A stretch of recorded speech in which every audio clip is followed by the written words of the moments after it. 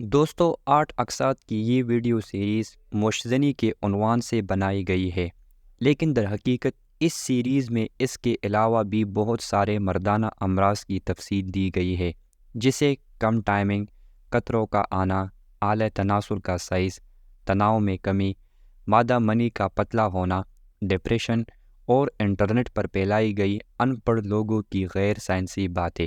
لہٰذا آپ مشزنی سے متعلقہ مسائل کے علاوہ بھی اس سیریز سے بہت کچھ سیکھ سکتے ہیں۔ ایک دفعہ دیکھنے سے اس میں موجود بہت سی باتیں سمجھ میں نہیں آتی، لہٰذا اس سیریز کو ترتیب سے کئی بار دیکھیے۔ مذہب کے حوالے سے مشزنی کے بارے میں متضاد رائے پائی جاتی ہے۔ کچھ کے نزدیک اس کی گنجائش ہے، کچھ اسے مکروہ کہتے ہیں اور کچھ کے مطابق مکمل حرام ہے۔ لہٰذا مذہب کے حوالے سے رہنمائی حاصل کرنے کے لیے اپنے مسلک اور فرقے کے علماء سے مدد حاصل کرے۔ میں یہاں اس موضوع پر صرف سائنسی حوالے سے بات کروں گا۔ پنجابی کا ایک محاورہ ہے کہ 95% منڈے مٹ مار دے نیتے، باقی 5% جھوٹ مار دے نے۔ مطلب مشزنی ایک ایسا فعل ہے جو تقریباً 95% لوگ بلوغت کی عمر سے شادی تک مسلسل کرتے ہیں، اور باقی 5% جھوٹ بولتے ہیں کہ نہیں کرتے۔ یہ محاورہ صرف پاکستانیوں پر ہی نہیں بلکہ پوری دنیا کے لڑکوں پر صادق آتا ہے۔ ہاں، البتہ اس سے نقصان صرف برصغیر کے لوگوں کو پہنچتا ہے، چونکہ باقی دنیا میں اس سے کسی کو کوئی نقصان نہیں ہوتا۔ اس لیے پہل میرا خیال تھا کہ پاکستانی مرد جنسی لحاظ سے دنیا کی تمام قوموں سے زیادہ کمزور ہے، اور شاید میں پاکستان کا واحد طاقتور سپر ہیرو ہوں جسے اس سے کوئی نقصان نہیں پہنچا۔ لیکن اب پتہ لگا کہ اور بھی کئی پاکستانی ہیں جو یہ عمل باقاعدگی سے کرتے ہیں اور انہیں کوئی نقصان نہیں پہنچتا۔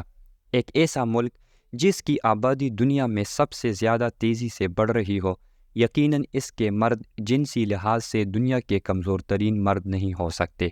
تو پھر کیا وجہ ہے اس مردانہ کمزوری کی؟ حال ہی میں ڈاکٹر ارشد جاوید صاحب کی کتاب پڑھنے کا موقع ملا، جس میں انہوں نے تفصیل سے بتایا ہے کہ مشزنی سے کسی قسم کا کوئی نقصان نہیں ہوتا بلکہ اس کا فائدہ ہوتا ہے، اور مردانہ کمزوری صرف ایک نفسیاتی وہم ہے۔ نفسیاتی وہم ایک ایسی بیماری ہے کہ اس کے مریض کو کچھ بھی نہیں سمجھایا جا سکتا۔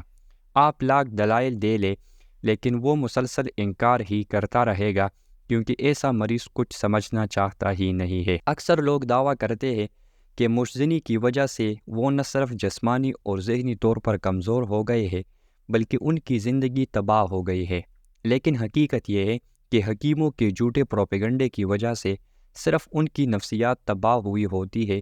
زیادہ تر لڑکے مشزنی بلوغت سے لے کر شادی ہونے تک کرتے ہیں۔ اس عمر میں نوجوانوں کو کئی ذہنی، نفسیاتی، جذباتی اور جنسی مسائل کا سامنا کرنا پڑتا ہے۔ پاکستان جیسے ملک میں جہاں نوجوانوں کو ان مسائل سے نبرد آزما ہونے کے لیے کسی قسم کی مدد فراہم نہیں کی جاتی، بہت سے نوجوان ان مسائل کے ہاتھوں شکست کھا جاتے ہیں۔ ایسے میں شاطر حکیم ان کی اس کمزوری کا فائدہ اٹھاتے ہوئے انہیں یقین دلا دیتے ہیں کہ ان کی ساری ناکامیوں اور کمزوریوں کی وجہ صرف اور صرف مشزنی ہے، اور بیچارے نوجوان ان کی باتوں میں آ کر ایک نفسیاتی مریض بن جاتے ہیں۔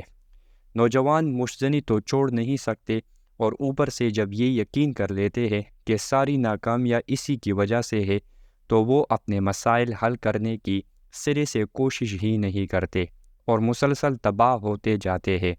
نتیجتاً حکیموں کے جھوٹ اور فریب سچ ثابت ہو جاتے ہیں، اور ذہنی پسماندگی کا یہ سلسلہ نسل در نسل چلتا رہتا ہے۔